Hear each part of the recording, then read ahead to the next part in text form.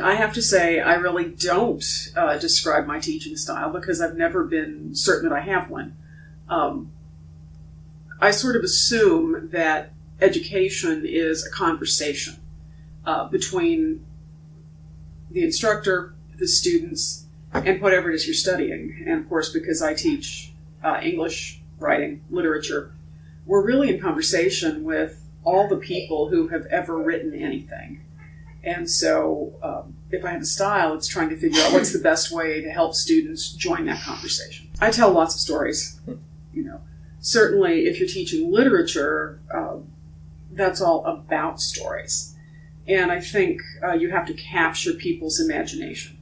So just as a really simple basic example, when teaching a literature class, if we know who the author was, if you can give some background on that kind of thing, quirky facts, I found students tend to remember that kind of thing. I also try to push people out of their comfort zone a little bit. We're coming up on Banned Book Week next week. And so I've got a list of something like 170 banned books. So students are going to have to look at those and say, okay, how many of these have you read? And then we'll try to figure out why people would want to take those books out of the hands of students. You have to see who they are as people. They're not just, beings that are in there to write this thing you've told them to write and give it back to you. You are in conversation with another human being. And so the first thing you have to do is recognize that. Don't give them a choice.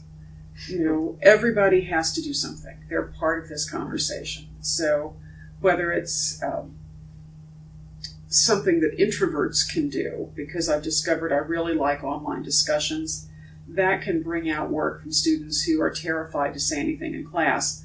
But also we do a lot of work where they might have to talk to another person in a course. They have something due all the time, so everybody's always interacting with the material.